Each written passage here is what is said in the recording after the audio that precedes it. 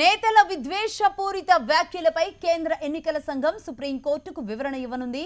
ఇప్పటికే యూపీలో సీఎం యోగి ఆదిత్యనాథ్తో పాటుగా బీఎస్పీ అధినేత్రి మాయావతి, ఎస్పీ నేత ఆజం ఖాన్, కేంద్ర మంత్రి మేనకా గాంధీపై ఈసీ చర్యలు తీసుకుంది. ఇదే విషయాన్ని కేంద్ర ఎన్నికల సంఘం సుప్రీం కోర్టుకు వివరించనుంది. మరోవైపు యూపీ సీఎం యోగి ఆదిత్యనాథ్ ఈసీకి వివరణ ఇస్తూ లేఖ రాశారు. లేఖలో తన వ్యాఖ్యలను సమర్థించుకున్నారు. రైట్, దీనికి సంబంధించిన మరిన్ని డీటెయిల్స్ అందించడానికి ఢిల్లీ నుంచి మా ప్రతినిధి శిరీష్ సిద్ధంగా ఉన్నారు లైవ్ లో. శిరీష్, ఇటు యోగి ఆదిత్యనాథ్ ఈసీకి వివరణ ఇస్తూ రాసిన లేఖ కానీ, మరోవైపు సుప్రీం ముందు సిఈసీ కూడా హాజరు కాబోతున్న వివరాలకు సంబంధించిన డీటెయిల్స్ ఏంటి?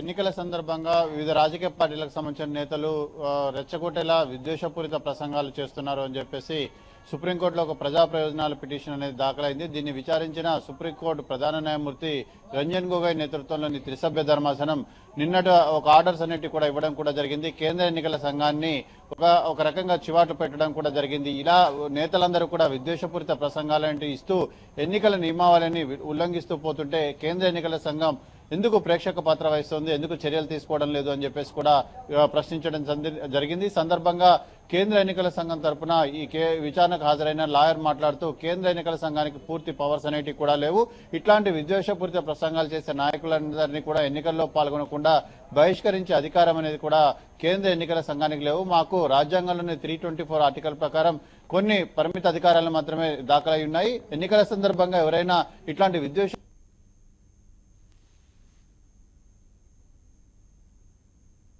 వివరణ ఇచ్చిన తర్వాత కూడా సంతృప్తి చెందకపోతే వాళ్ళపైన కొద్ది కఠిన ఆంక్షలు విధించడం కానీ ఉంటుందని చెప్పేసి కూడా స్పష్టం చేయడం కూడా జరిగింది. దీంతో ఏకీభవించిన సుప్రీంకోర్టు ధర్మాసనం ఈ రోజు కేంద్ర ఎన్నికల సంఘం తరపు లాయర్ని కోర్టుకు హాజరు కమ్మని చెప్పేసి కూడా ఆదేశించడం జరిగింది. అసలు ఎన్నికల సంఘానికి ఉన్న పవర్స్ ఏంటి, ఎటువంటి పవర్స్ అనేవి కూడా ఎన్నికల సంఘానికి ఉండాలి, వీటన్నింటి కూడా మేము ఒకసారి పరిశీలిస్తామని చెప్పేసి కూడా స్పష్టం చేయడం కూడా జరిగింది. లక్ష్మి, నిన్న కోర్టు చేసిన వ్యాఖ్య చాలా ఘాటుగానే ఉంది.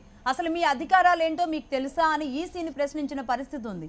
బట్ అంటే ఏమేమి అధికారాలు ఉన్నాయి అనేది సుప్రీం వివరణ ఇచ్చే అవకాశం ఉందా అసలు, లేదంటే ఇప్పుడు కొత్త పవర్స్ ఏమైనా తీసుకునే అవకాశాలు కూడా ఉన్నాయా?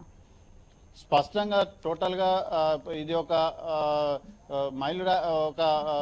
కొత్త ఇష్యూస్ కి నాంది పలికే అవకాశం ఉందని చెప్పేసి కూడా చెప్పొచ్చు. ఇప్పటి వరకు కూడా కేంద్ర ఎన్నికల సంఘం అనేది దేశంలో ప్రేక్షక పాత్ర మాత్రమే వహిస్తుంది. ఒక స్వతంత్ర సంస్థ అయినప్పటికీ కూడా చర్యలను తీసుకునే విషయంలో చాలా వరకు కూడా రాజకీయ ఒత్తిడిలకు లొంగుతోందన్న విమర్శలు కూడా కేంద్ర ఎన్నికల సంఘంపై ఉన్నాయి.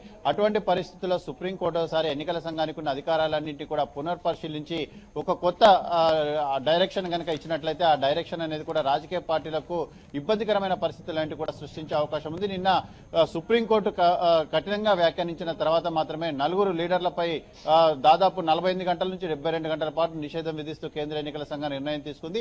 అప్పటి వరకు కంప్లైంట్ అందినప్పటికీ కూడా ప్రేక్షక పాత్ర పోషిస్తూ వచ్చిన పరిస్థితి ఉంది. Lakshmi, right, thank you Suresh. Updates కోసం మళ్ళీ కాంటాక్ట్ అవుతాం. మొత్తానికి ఇటు రెవెన్యూ